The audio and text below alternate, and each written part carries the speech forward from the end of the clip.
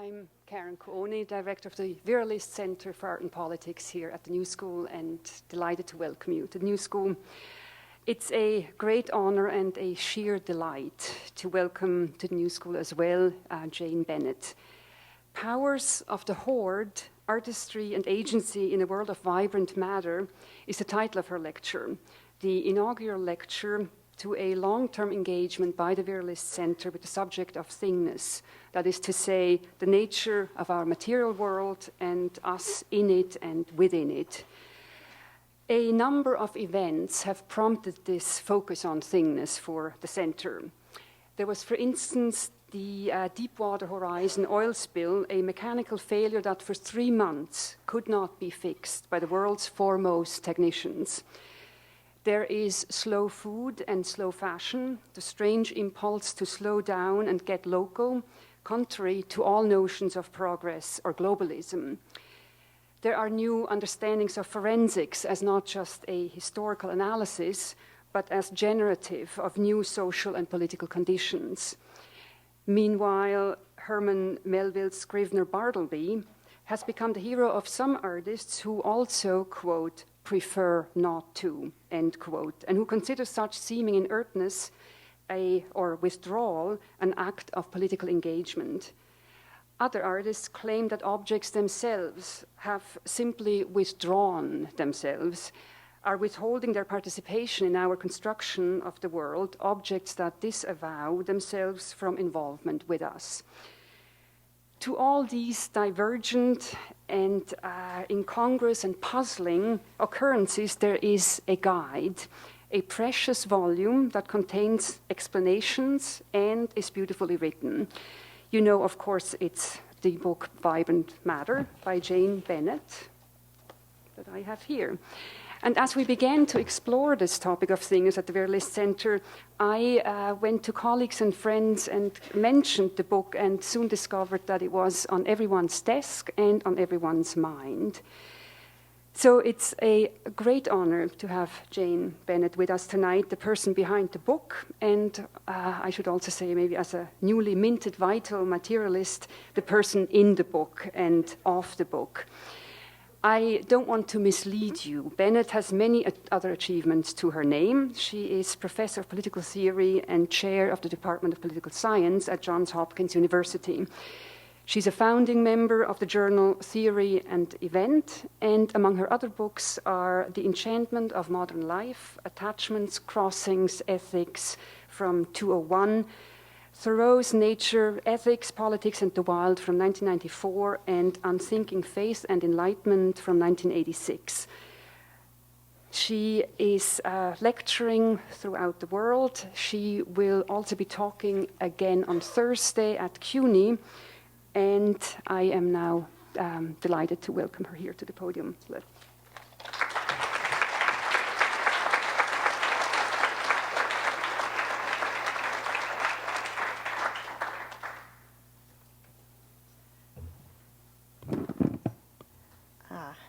Thank you very much for that really nice introduction.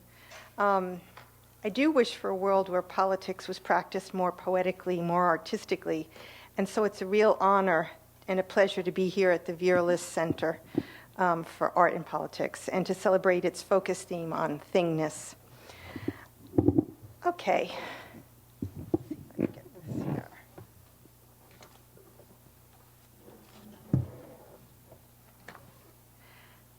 Powers of the Hoard, Artistry and Agency in a World of Vibrant Matter. 1, the call of things.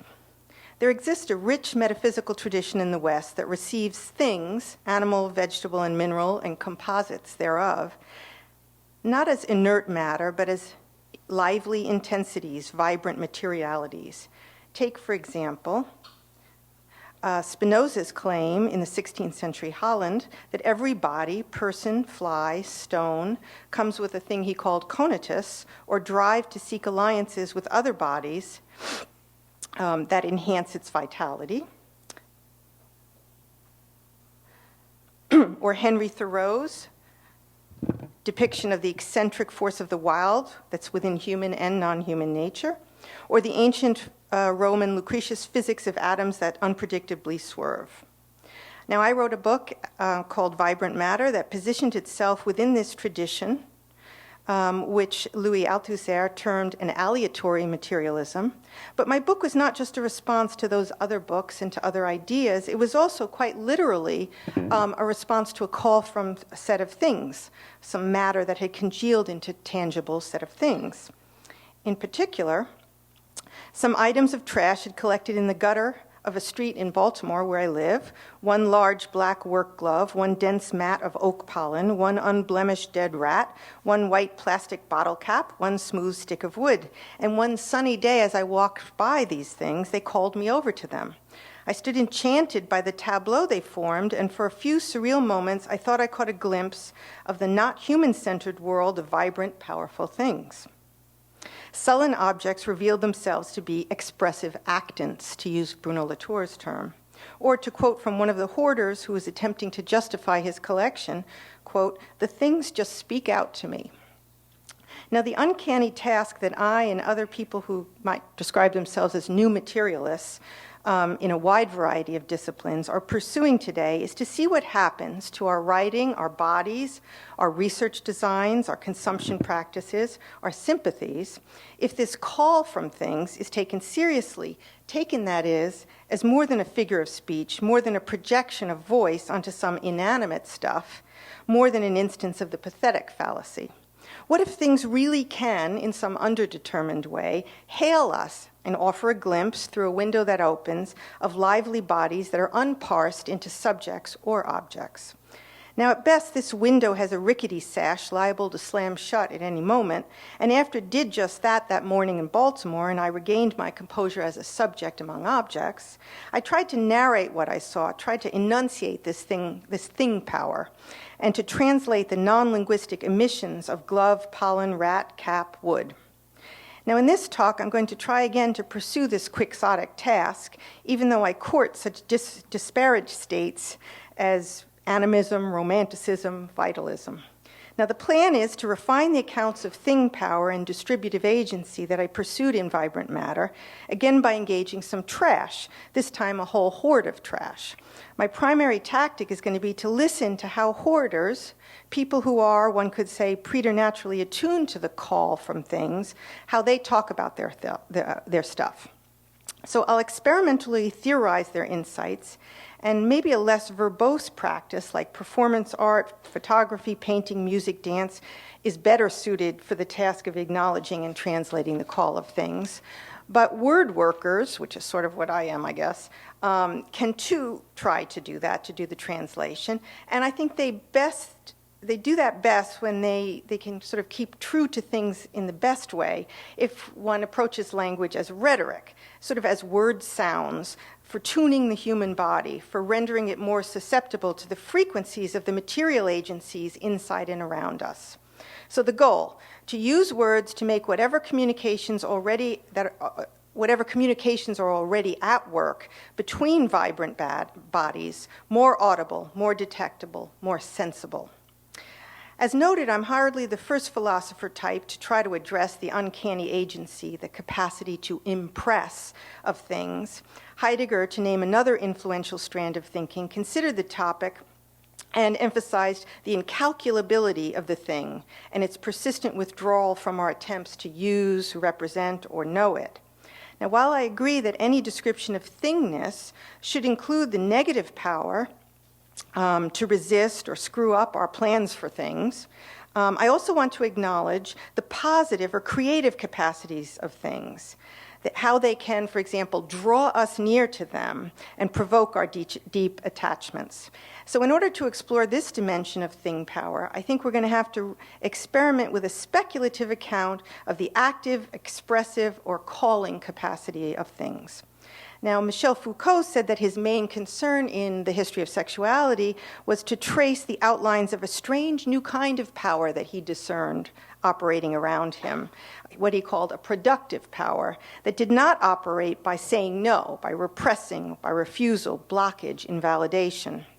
So extending Foucault's method, what I want to do is keep my eyes, ears, and words focused on the productive or creative power of things. Right? So let's try to sharpen our perception of this vitality by thickening our description of it. For help, I'm going to turn to hoarders and their hoards. Oops, I got the sound, sorry. Bob is a hoarder.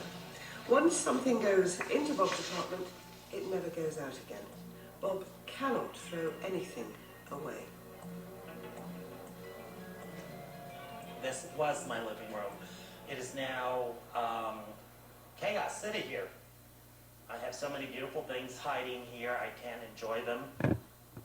This is where I'm now sleeping because everything is moved over. The other room is the bedroom, which actually I cannot use anymore, and it was originally maintained as a library. The debris, if I stand on it, lose my head. So I'm walking around in an unbalanced world. Whoa, just crazy. Oops. Bob's got hundreds of things, but not a single home comfort. For instance, I know that every once in a while I would like to watch a television program, and I know I have a TV over here somewhere, and 5 or 6 years maybe I haven't seen it. Where are you?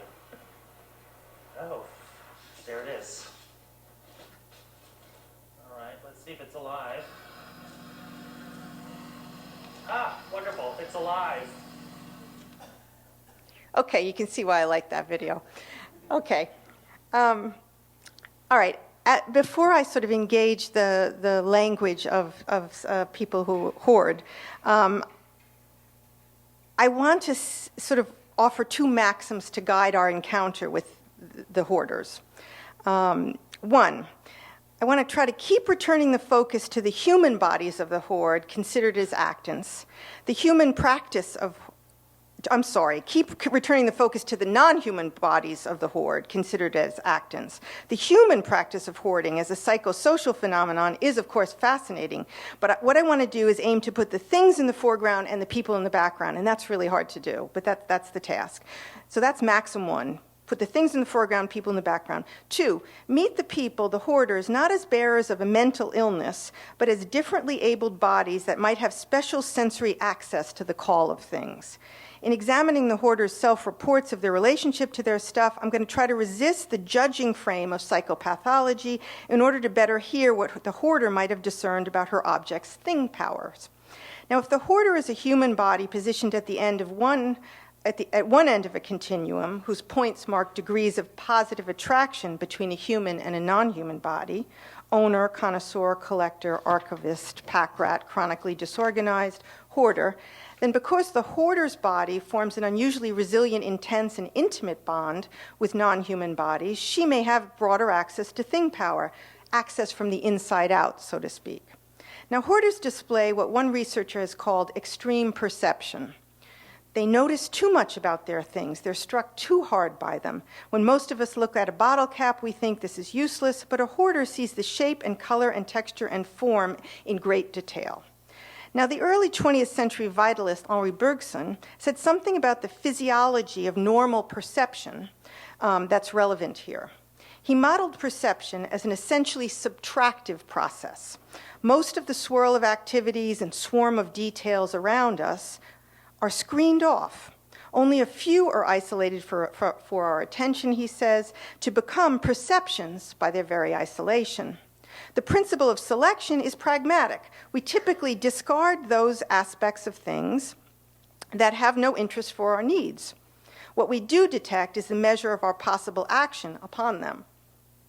In other words, normal perception is biased towards instrumentality rather than vibrancy, simplification rather than a subtle reception. So a working hypothesis: the hoarder is bad at subtraction, but good at reception.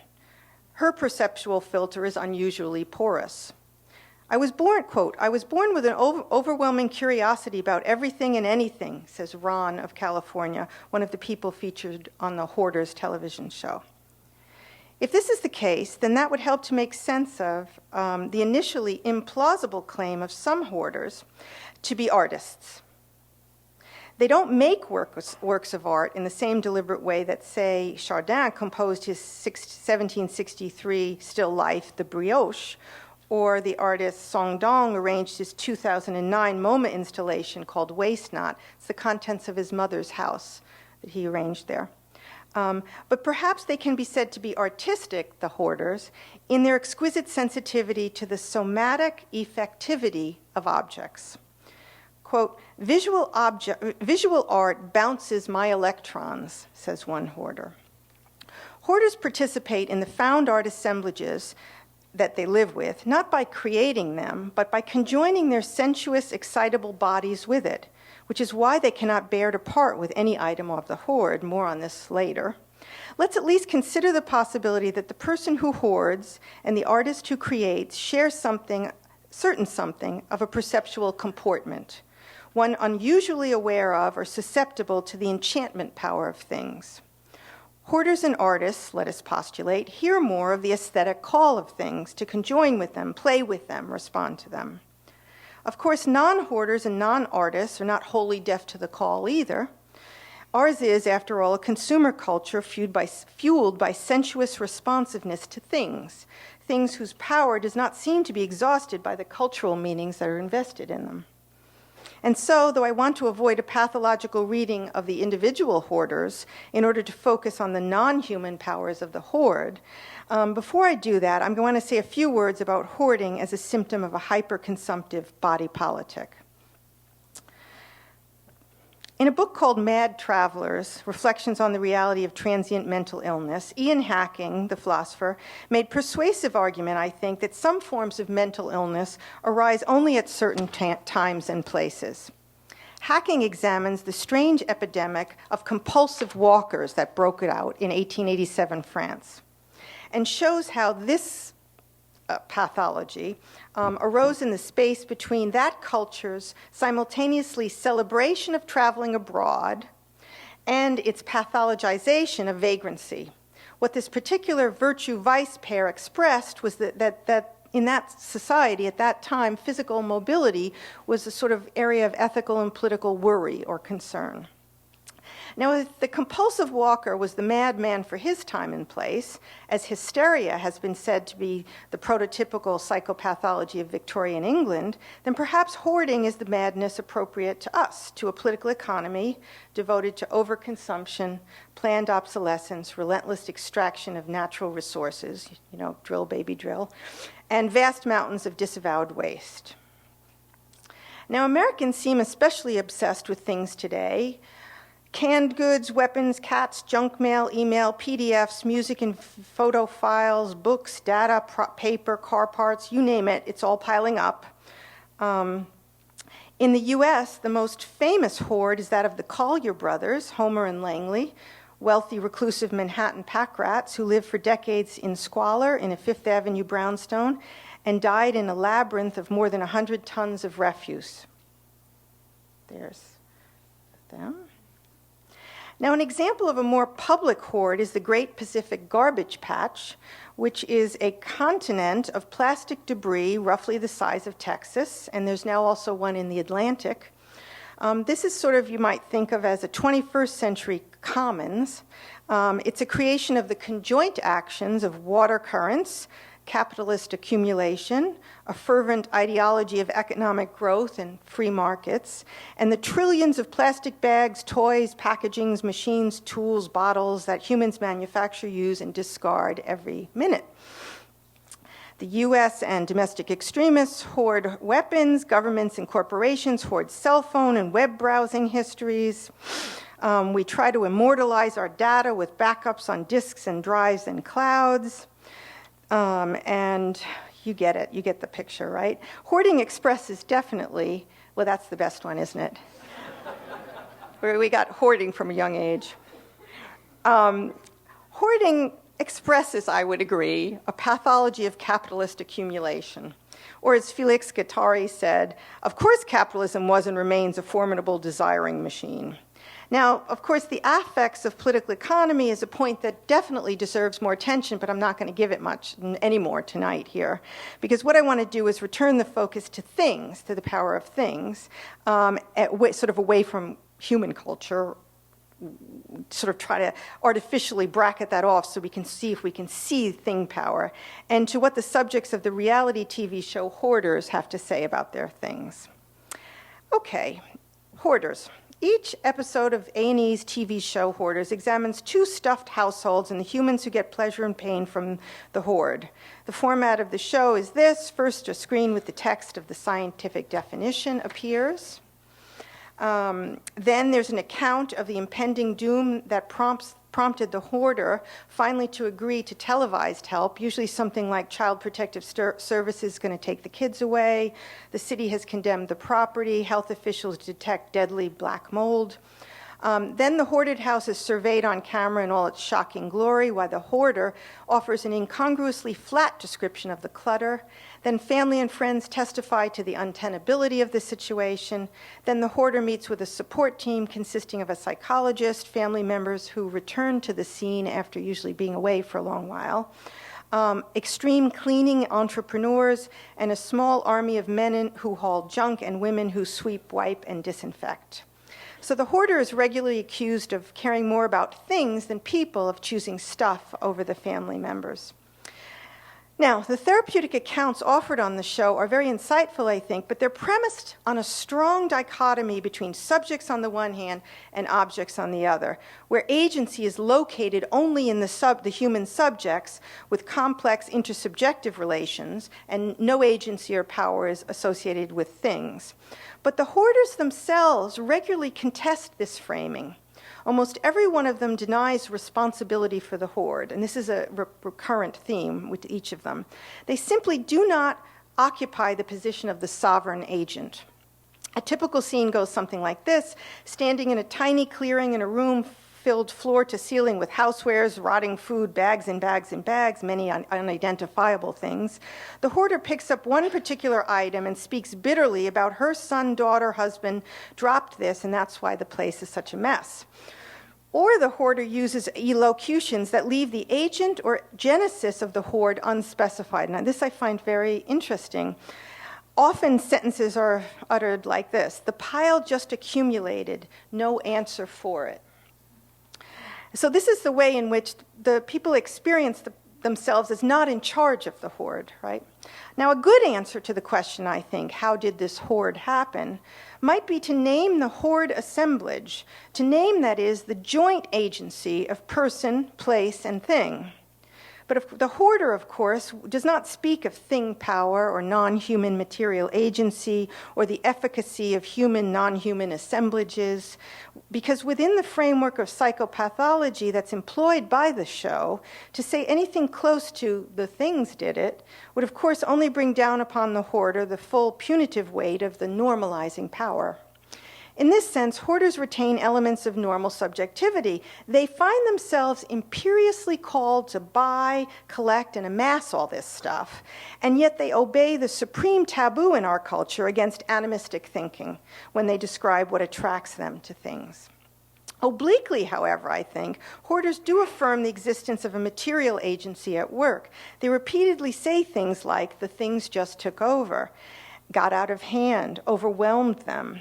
They experience the hoard as having its own momentum or drive to persist and grow, and they offer rich and impassioned descriptions of the insistent allure of objects in thrift shops and dumpsters, how the items demanded to be taken home with them. But how do things manage to do this? Let me turn now to 3 insights about the operation of material agency that hoarders seem to me to offer. Okay, I got 3 of them. One's slowness, first one's called slowness. One way to explain the ability of paper, plastic, stone, or glass to actually overwhelm people is in terms of the thing's comparative advantage compared to human flesh when it comes to endurance, patience, waiting it out. This is the first, I think, of the insights about thing power made possible by a close encounter with various hoards. It concerns what Spinoza might have called the speed of things, of the thing, the relative slowness of its rate of change. Now, a common observation made by the therapists on the show, the Hoarder show, is that hoarding is triggered by the death of a parent, child, or marriage, or an empty nest.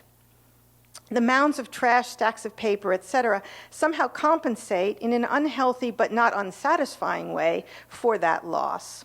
Hoarding, in other words, is a coping response, or presented as a coping response to human mortality. Now, I find this explanation plausible, especially if a more materialist element is added to the psychological analysis. The hoarder desperately clings to things because metal, plastic, glass, ceramic, wood lasts longer than human flesh. So the relatively slow rate of decay of those things might present the reassuring illusion that at least something doesn't die. When asked why her house is filled with thousands of rocks, the hoarder named Tammy replies, "Well, I like rocks. I love rocks. They're peaceful." Now, if the volume of the hoard is large enough, it can provide a veritable cocoon of slow matter.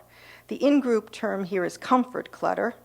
So the hypothesis that I'm working with here, the slowness of objects is preferred to the faster and more visible rate of decay that characterizes human bodies and human-to-human relationships. I like rocks. I love rocks. They're peaceful. Thing power, then, is a power of slowness. Its efficacy is in part a function of its exemplary patience, stability, duration. Second insight, maybe, I call porosity and contagion. The second insight yielded by hoarding is that thing power works, how it's operating, by exploiting a certain porosity intrinsic to any material body, be it this one, or metal, or plastic, or this one.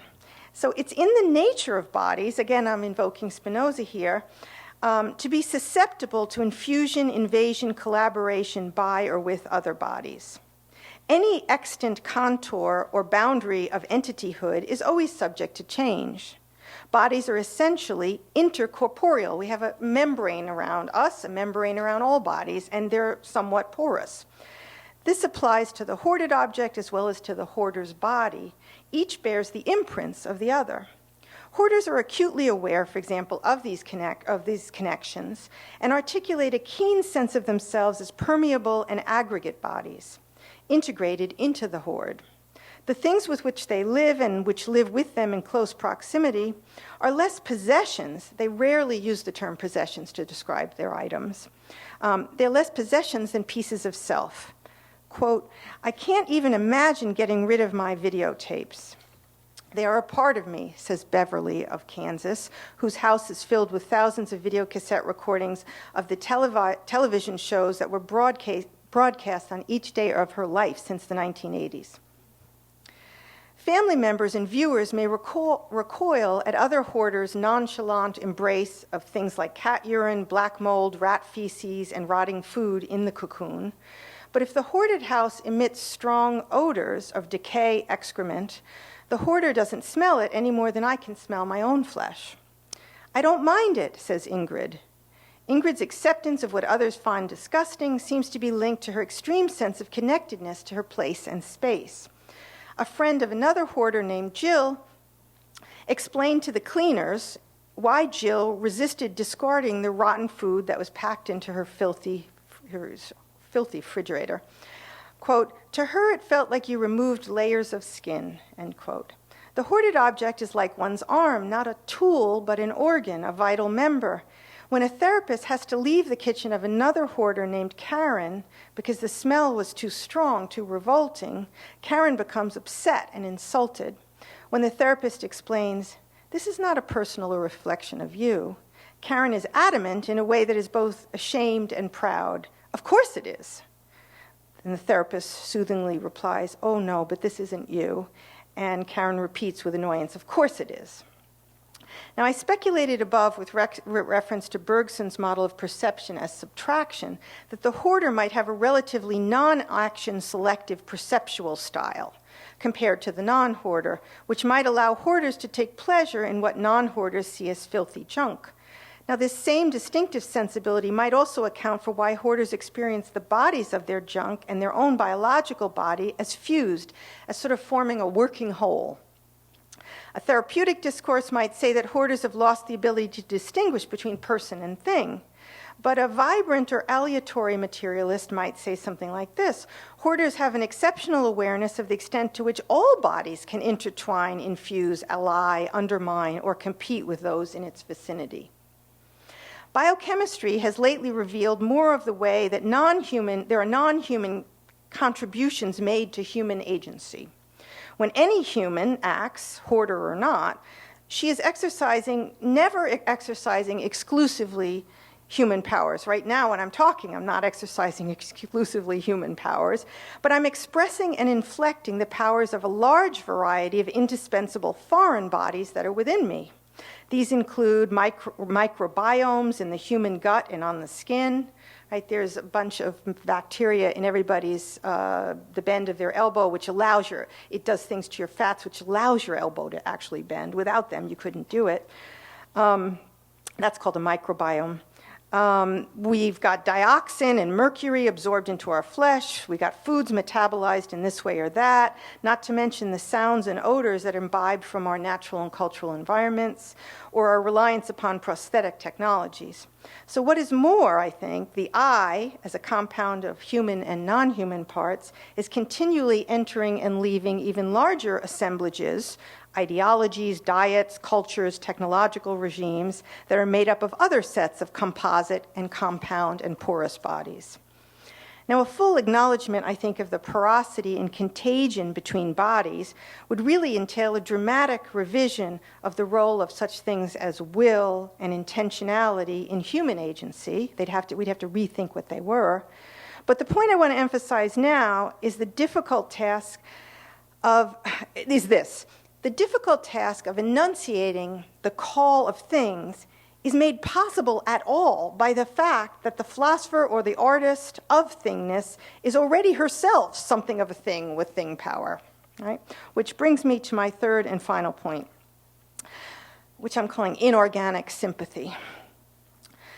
In addition to bringing the efficacy of slowness and porosity to light, I think what hoarding does is allows us to specify a third kind of aspect or quality of thing power. Things work on us by tapping into what, for lack of a better term, I'll call the human inorganic. Hoarders acutely feel the force of the its that biologists increasingly are finding at work within us, for good and ill. In an act of sympathy and self-recognition, one might say, the hoard and the it stuff within the hoarder make a connection. What I'm calling an act of inorganic sympathy might actually be akin to what Freud was getting at when he talked about the death drive. The human body, he says, longs to return to the indeterminacy of the inorganic. And here's Freud. Starting from speculations on the beginning of life and from biological parallels, I drew the conclusion that besides the instinct to preserve living substance and to join it into ever larger units, there must exist another contrary instinct, seeking to dissolve those units and bring them back to their primeval, inorganic state. That is to say, as well as eros brings together, there was an instinct of death. That's from, I think, Civilization's Discontents. So, the so-called death drive could also be described as a distinctive form of relationality, a peculiar associational logic, a subterranean sympathy between bodies that we normally assign to different categories: life, matter, person, thing, animal, vegetable, mineral. Now, sympathy is different from both relations of instrumentality and relations of aesthetic appreciation, I think. On the one hand, the hoard-hoarder relationship has little to do with utility. Items of the hoard are rusted, broken, rotten, or simply inaccessible. They're really not usable. But on the other hand, neither is the relationship aptly described in terms of the usual alternative to instrumental relations or utility, maybe something like aesthetic relations. I don't think that quite gets it either. I want to try to make clear why it's not quite aesthetic, by reference to Walter Benjamin's analysis of the relationality operative in the connoisseur and his collection. It's not exactly the hoarder and his hoard or her hoard, but it's related. The connoisseur, says Benjamin, does not use his collection, but rather makes the glorification of things his concern. Benjamin explains the irrelevance of utility to the collector body's longing to escape the oppressive world of marketed goods, as a desire to engage with bodies other than those of the commodified type. Like the collector, I think, the hoarder often reports feeling a high or surge of pleasure when she's called by and becomes bonded to a new item for her hoard. And perhaps Benjamin is right that part of what is happening there is a human body taking pleasure in the useless, sheer there-ness of other bodies. But from my point of view, I think Benjamin falls a tiny bit too quickly down the slide from thing power to human power when he speaks of the collector's glorification of things. Especially if glorification is something that the beholder bestows upon naturally inert things. Maxim number 1, remember, is resist the all-too-human tendency to think about human power and reduce it to a projection of human agency. Now, it may be that Benjamin's focus on the connoisseur and his deliberate aestheticism, rather than the more extreme case of the hoarder and hoard, is what lends itself to this sort of anthropocentrism. The non-discriminatory quality of the hoarder's collection, I think, jars with the idea of artistry. So even though I argued earlier that the hoarder and the artist may share, compared to the average person, a certain kind of sensibility, they're obviously not identical. Now, as a description of a relationality that's neither utilitarian nor quite aesthetic, Roland Barthes' term of advenience has some advantages here over glorification. So Barthes was looking through photographs, and some photographs struck him and jumped out at him, and others didn't. And he tried to figure out why. What is it about this picture and not that picture? What is it that set him off? And he described this peculiar calling out of the thing as an advenience or even adventure. This picture advenes, that one doesn't. So I think that's another way, and maybe another kind of, for the philosophers among us, that might be another idea or concept to sort of develop for a vocabulary of thing power. Okay, I'm almost done. Here's my 3 hoard intelligences. This section's called Sticky Words. It's not normal today to think of inanimate objects as possessing a lively capacity to do things to us and with us. But I think it is quite normal to experience them as such. We don't think of them that way, but we do experience them that way. Every day, I think, we encounter the active power of thinginess or thingness. Why, if that's the case, why then this tendency to forget thing power, to overlook the creative contributions of non-humans, to underhear their call? Okay, so it's all around us. Why do we ignore it? Why do we forget about it? Lots of sources of that forgetting, I think. One source of the tendency, I think, is a philosophical canon that's based on the presumption that man is the measure of all things. So a certain kind of human conceit. Another source is a default grammar of language that diligently assigns activity to subjects and passivity to objects. If you ever try to write about vital materiality, it's very, very hard because the grammar is organized against it. And of course, then the third one I've mentioned a little bit about, another impediment is what Bergson identified as the pragmatic bias built right into the way we perceive, like the physiological structure of perception screens out the vitality of materiality. It sort of focuses in on how we can use stuff, and that kind of brings to the fore its passive qualities. Okay, I won't do it, but one thing I was going to talk about if I had more time was one way to sort of access thing power. Poetry is maybe a little bit better than philosophy here, and there's a great passage in James Joyce's Finnegan's Wake where it's Shem the hoarder, and he sort of uses words to accentuate the vitality of all the items in the hoard. Okay. I just want to conclude then by sort of giving you the big picture as to why hoarding and why vibrant matter is of interest to me at all. There's an aesthetic interest, but it's primarily of interest to me, hoarding, is, as I said, precisely because it's one site where the call of things seems particularly hard to ignore. And I've turned to hoarders for help in the admittedly paradoxical task of trying to enunciate the non-linguistic expressivity of things. Perhaps words can be deployed as sticky substances to slow the perceptual transformation of thing power, like slowness into corporeal infusion or advenience, into human powers, imaginative projection, artistic production, use or aesthetic value. Now, hoarding is, of course, not the only site of thing power. Insight into non-human agency might also be pursued, as I said, via poetry or a study of religious orders, the Franciscan friars or the Poor Clares, for example, whose practices of voluntary poverty could be understood as counterattacks against the sort of all too powerful allure of material possessions.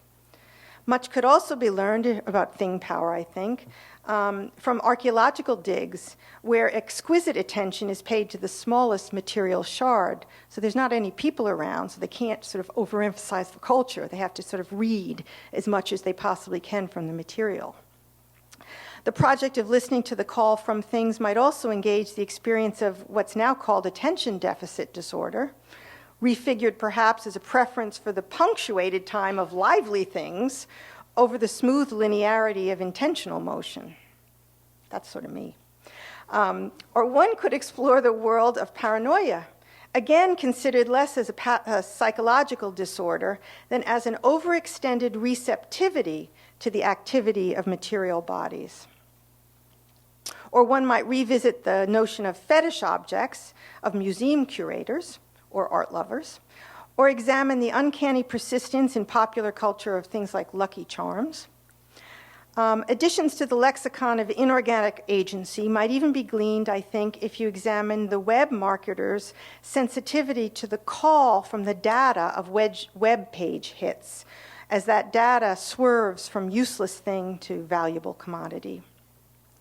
Now, each of these sites, and this is I'm going to conclude, each of these sites might shed light on the role that a not quite human form of effectivity might be playing in helping to maintain, so that the power of things might be helping to maintain the sort of overconsumptive, ecologically disastrous society that I inhabit. And this concern is really at the heart of my project. And it reveals the fact that despite my interest in material agency, mine is not, I don't describe it as a post-human project. Quite to the contrary, it's my conviction that to really understand social practices like our consumption practices and our political economy organized around, relentless growth, it's necessary to understand the non-human components that are always at work inside them. Right, so to really understand the social practices, it's necessary to acknowledge the non-human components as well as the human components that are always at work inside these social practices. So ultimately, I'm looking for a road that leads towards a more sustainable consumption practice, set of consumption practices, and things might have something to say about how to forge that path. Thanks.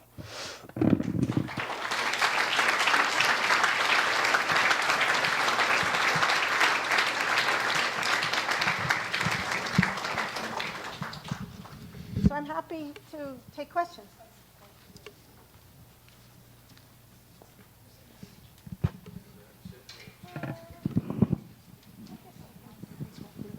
Yeah, there are. Do you want to field the questions, or do you want me to field the questions? Okay. Okay. So maybe I just we have two microphones, I think, that are circulating, and I ask you to please speak into them so that your questions can be heard by everyone. Yes. In the beginning of the lecture, when you were talking about how hoarders maybe hoard to increase, or because they have an increased power of perception, I immediately thought of Buddhist monks and how when they meditate, it's to increase their perception, and they have a lot in common with hoarders, and yet know stuff, and they are non-materialist, and they're removing themselves from the world. And I wanted to hear you compare those two. Well,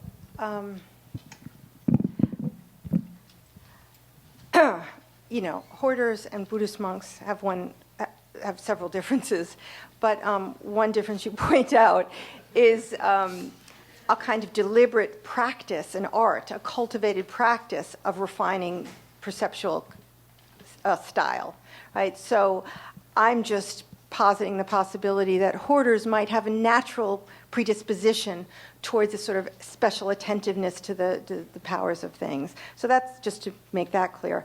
The other thing that I think about in relation to your question is, another thing I was thinking of pursuing is looking at people who are total minimalists, because that's might be the flip side of the same coin, which is total minimalists are so attuned to the call and the noise and the disruption of things that they don't want to compete with that, right? So then they get they get rid of that stuff. So I'm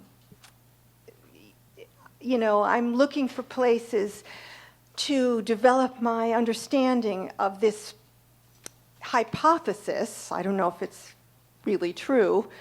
This hypothesis that things have power. So you might look at the minimalist, you might look at the hoarder, you might look at the Buddhist monks, you might look at religious orders that are very anti-materialist for how it is that they relate to their things, and see if we can kind of get a better vocabulary for looking at the power of things. And then once we had the vocabulary, the conceptual framework, we might find more of it in around us. Yeah.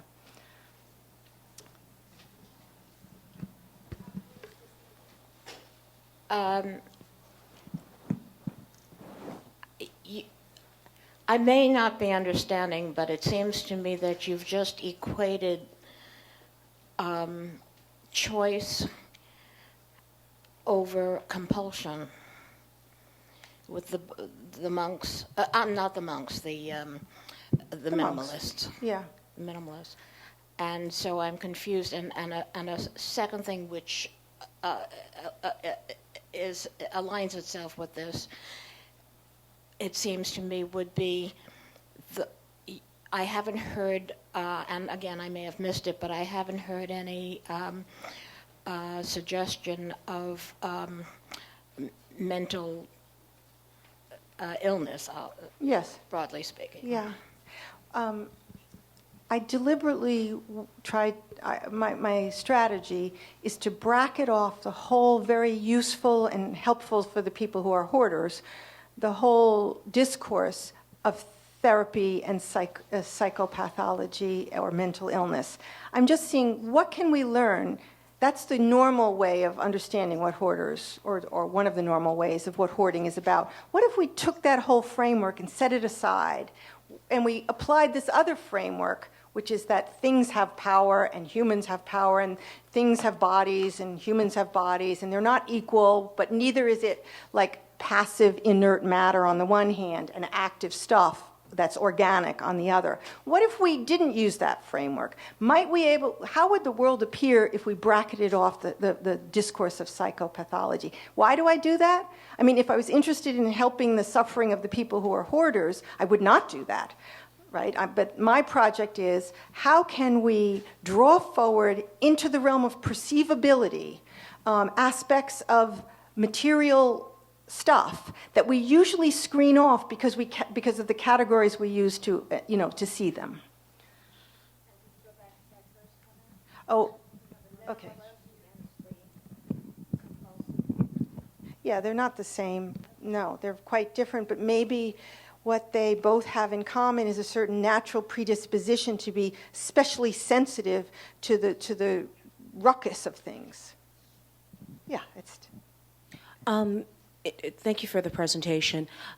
In listening to what you're saying, it brings to mind when we think about Weber's analysis of man being separated from the objects of the things that he or she produces because of capitalism or being Right. chained to that notion.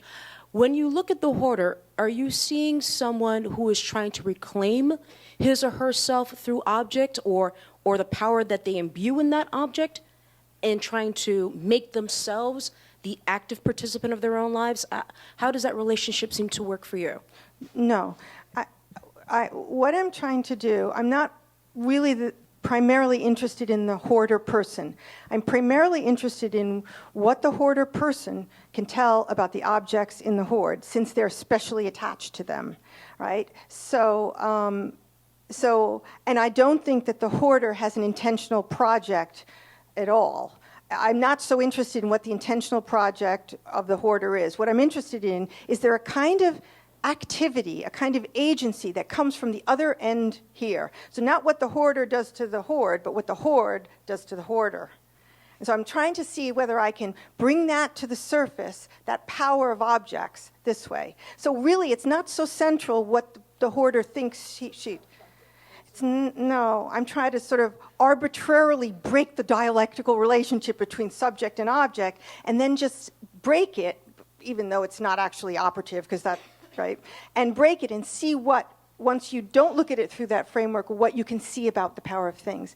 Stephen? Yeah, I'm not sure if this is a question or a comment, but a lot of what you're saying, I couldn't help thinking about Andy Warhol. And I noticed you had some Warhol soup cans, but the slide with Benjamin, where you were somewhat critiquing what he was saying. But you know, the thing about Warhol is Warhol was a hoarder, but he also was a minimalist. The two sides you said. I mean, he bought stuff obsessively, and he accumulated it incredibly. But then at the end of every month, he put it all in a box and sent it away to a warehouse in New Jersey. And today, 15 years after he died, they still haven't cataloged it all because there's so much of it. So, and he writes in his book, The Philosophy of Andy Warhol, both about his obsession with things and about his need to have empty space. So I'm just suggesting that as an area where the artistic transformationist might really play out.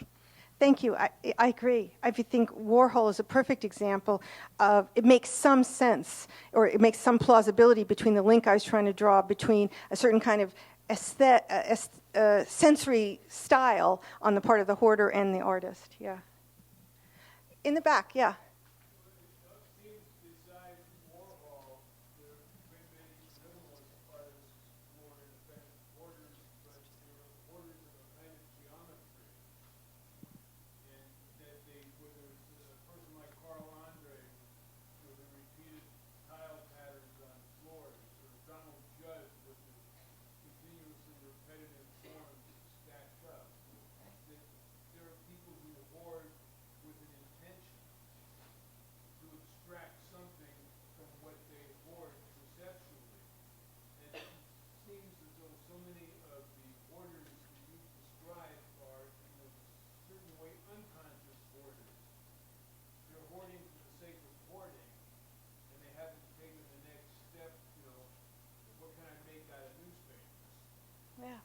Yeah, that's a great comment. Although there are little glimmers of some of the people do say things like, you can do stuff with this. I don't want to get rid of it because it has a lot of potential, or it's, you never know what it's going to be able to become. So there's a little bit of sense there.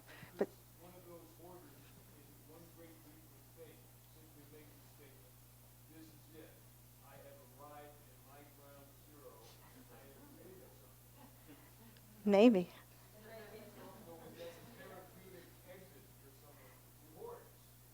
Maybe. Hi. Oh, am I on? Yes. Hi. Thank you for this talk. I have such a linear brain that you're stretching it in new ways, and I thank you for that. But I'm wondering if my trouble here is something that I'm hearing in other people's questions as well.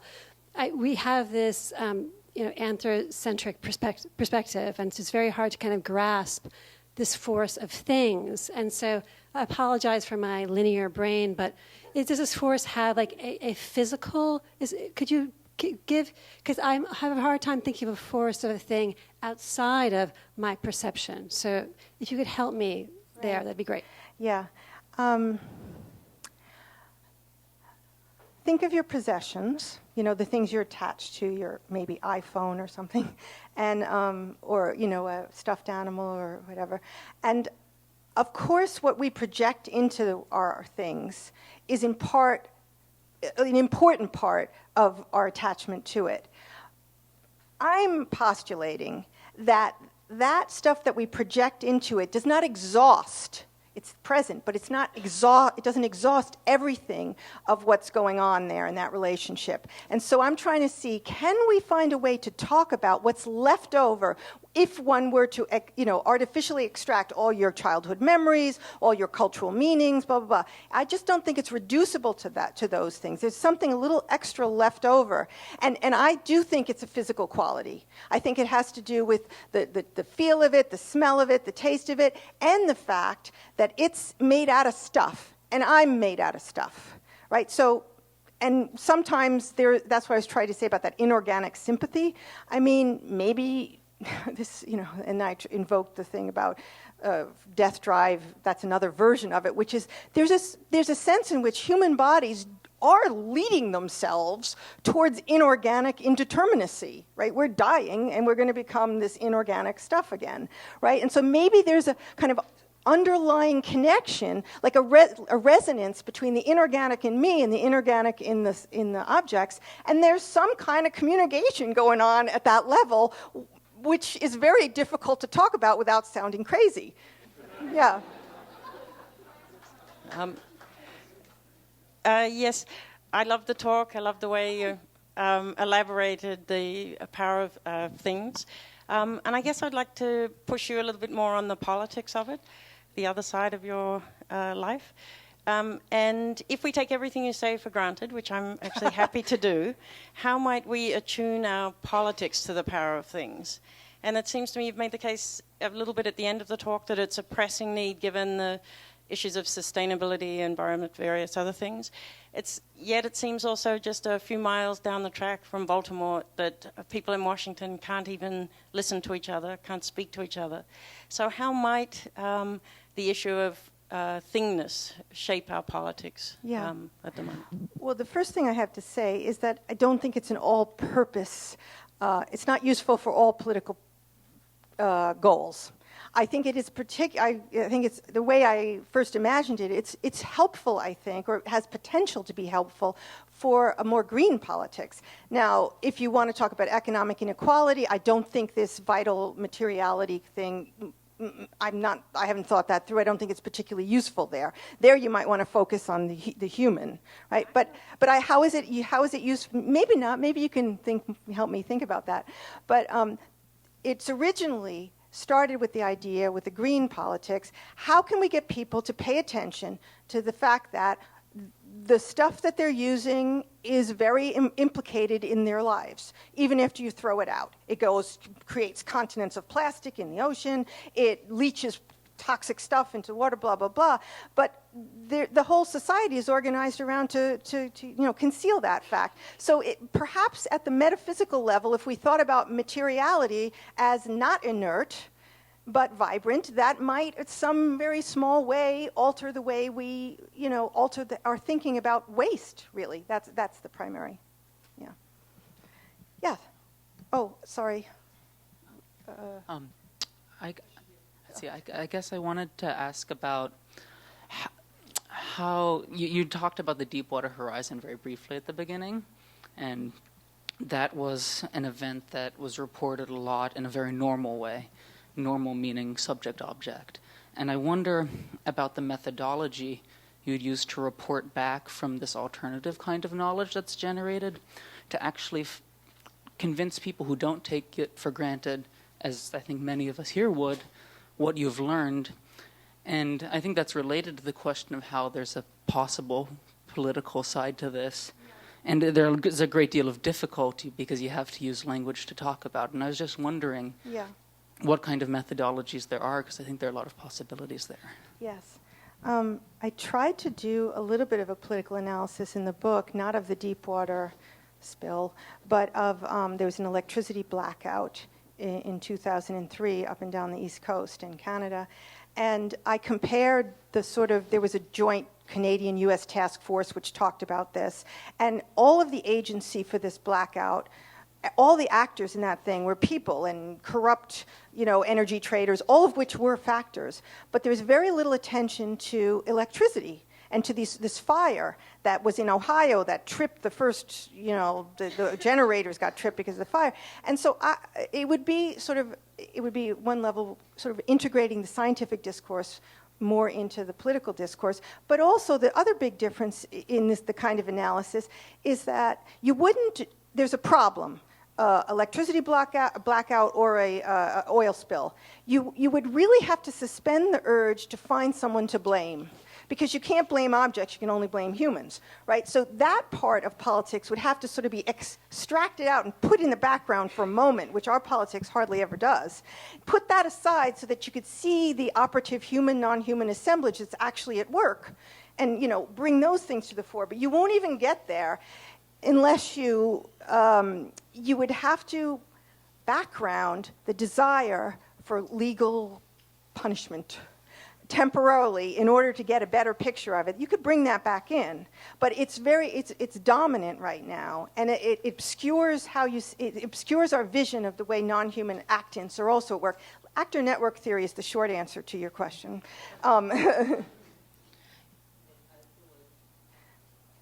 But there's some added value to Latour here, maybe.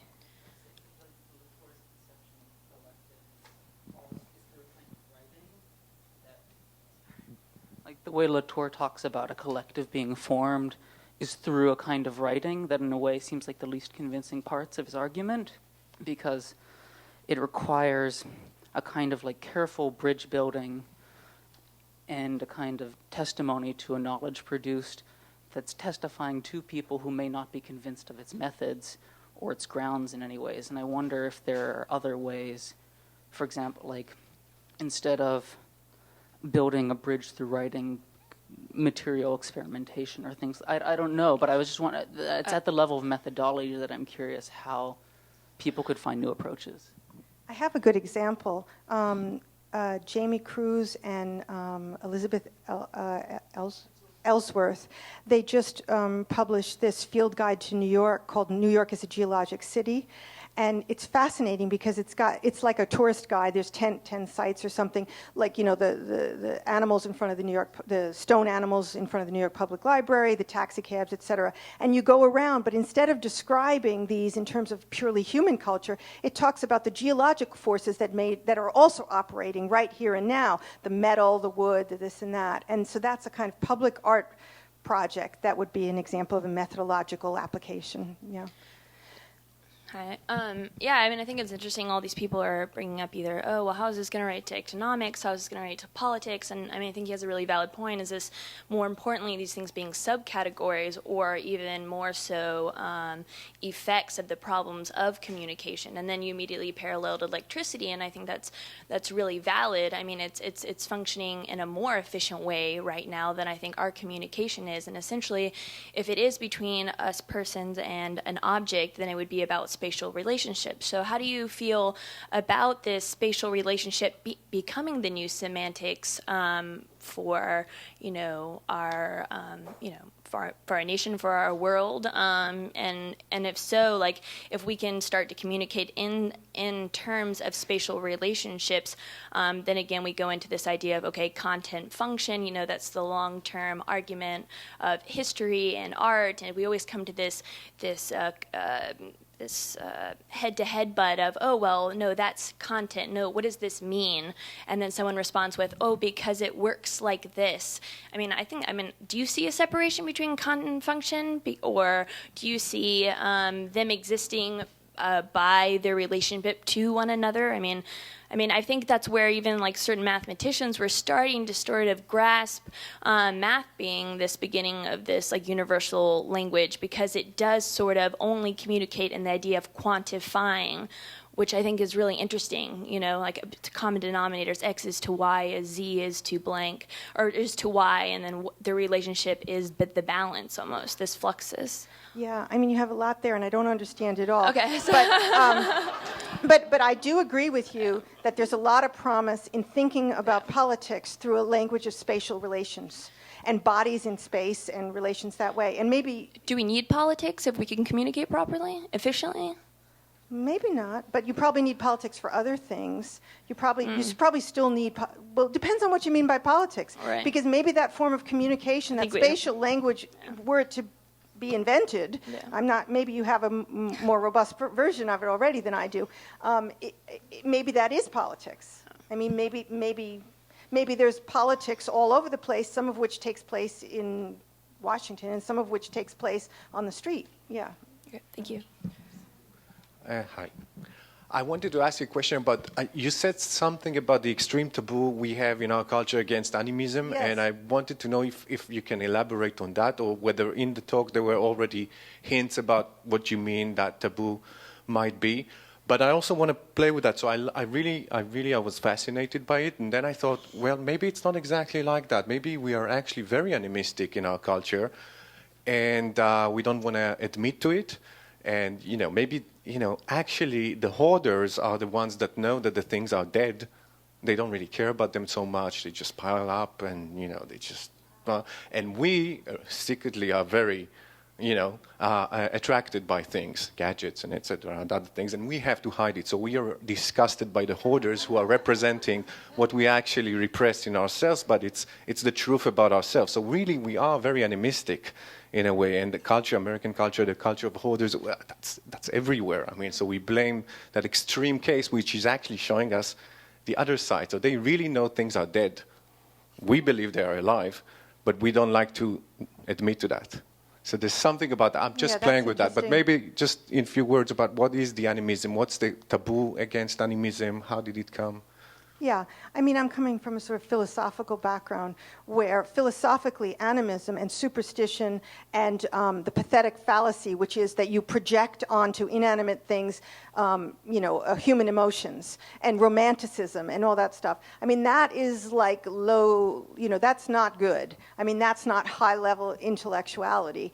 But I agree with you, I tried to suggest it at the end, that there's a real tension between what our official categorization scheme tells us is there and our actual everyday experience. And I would agree with you that animism is alive and well at the level of sort of untheorized experience. Yeah.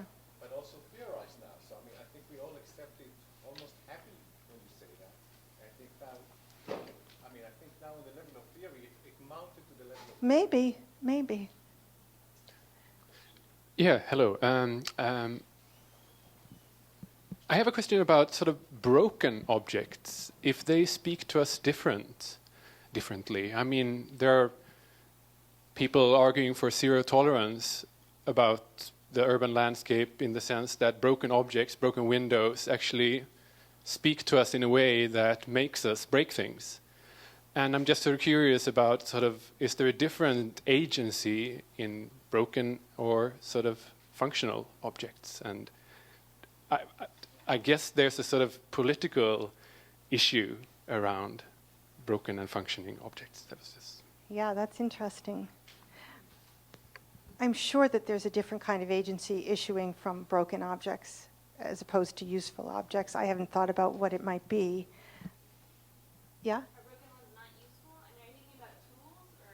I mean, Heidegger is into this. Yeah, Heidegger and Graham Harman is here today, who's talked about this tool object. Some would argue that inside the police force, apparently people are natural Heideggers, so that they know this long before we sort of theorized about it and understood it. So I'm just curious.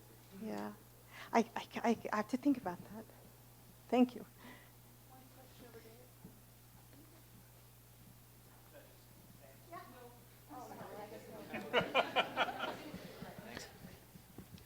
It does seem like you're talking about, to some extent, an object that might be split, at least in the case of hoarders, between a kind of commodity object that's the object of kind of fetishistic, hyperconsumptive fantasy and compulsion, and then also an object that has a sort of power to it, a sort of thing force that's not reducible to its commodity form. And it would seem that in a kind of almost Aristotelian way, you have two beings occupying the same thing. And my question is, if that's the case, if this is going to be sort of martial to any kind of transformative social project, can you really avoid the issue of political economy? No, there's no way you could avoid the issue of political economy, but you can bracket it in order to see something else. And that's what I've done. But I agree with you, you can't. I'm not so sure I agree, though, that I'm quite a literalist. I'm kind of like an earthy, like this thing is here. I'm not so sure that it's actually two things at once. I think it's plastic that's this shape and this texture. So I tend to approach things very much at their level of their sensuous specificity. Yeah.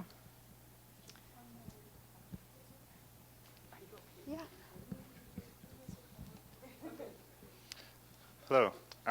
So I regret that I've not had the chance to read your work before this, so this might be something that you already addressed. But we're talking about politics, and you notice, or I noticed that some of the words you used really seemed like they were linked sort of with, maybe not consciously, Charles Taylor's secular age used porosity. You were noted looking into the Franciscan order, and also the power of art to reflect how we talk about objects. And so, Taylor uses the idea of the porous self and talks about how we once had a more, maybe you could call it like a bilateral kind of commerce with objects, and we use our awareness of their ability to affect us, we being just people, not me, to sort of affect community organization. So saying objects can affect us, but we can affect them too, and we've gotten away from that. I think Taylor locates our departure from it partly in art, and maybe if we're talking about the political ramifications of your work, is it possible to find sites in the arts where we can reopen like a dialogue with objects, and so sort of take a more conscious control over their ability to affect the organizations, our communities, and our sort of on the national level? Yeah, I mean, I think the arts is the most fecund site for that sort of thing. I definitely think that. Now, I'm not aware that Taylor in Sources of the Self does a lot with materiality. Sorry, I don't even know. Because I would say that the porosity of the self for Taylor is a porosity that's intrahuman. It's a kind of me and you connecting up, and not so much about what's usually described as inanimate objects, right? So I'm making a pretty radical claim that I'm sort of leveling out the bodies. There's, for this purposes, there's the human bodies, the organic bodies, the inorganic bodies, and they're all mingling together and producing collectives. And that's the site of agency, is that human, non-human collective. That doesn't remind me of Taylor so much.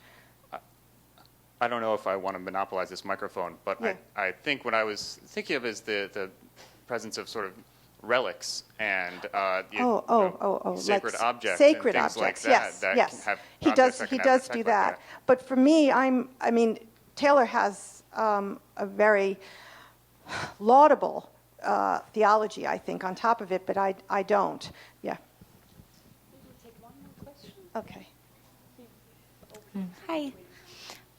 I was curious about the animistic paradigm you talked about as well, and wondering for a moment, if we all promise not to call you crazy, if you could talk about the agency in objects and how we sort of end up doing bidding for them and what they stand to gain from our kind of collusion with them. You mean more examples of when that operates? Or if you think that there's legitimacy to that. Okay, I can say a tiny bit more, though, that Vibrant Matter book is a lot about that. The one thing I want to say is that there's a long tradition of vitalism, which I am not, which says that there are material things and then there's a spirit or a soul or a psyche that's infused inside of it, and that's what gives its animus, right, or its vitality. I'm not that gal, right? I'm talking about a kind of capacity for change, movement, effectivity, the capacity to produce effects that does not rely upon an externally imported non-material thing, call it spirit, God, divinity, whatever, to put in. Although, that maybe that's right, but that's not what I'm talking about. I'm trying to talk, and that's, there's a fine line there at a certain point, because if this vibrant matter has all the cool stuff that used to be associated with the category of spirit, and then you kind of get quite close to a kind of pantheism or an animism. But I still think they're different because it's like thoroughly materialist, thoroughly earthly. Yeah. Great. Thank you very, very much. You spoke early on about... Thank you.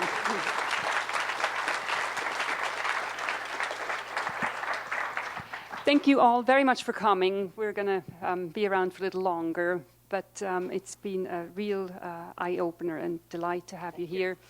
And particularly when you began talking about the thickening of language, I think we experienced that just in our conversation, and the different voices coming together in a acquisition of substance or thickening. So thanks.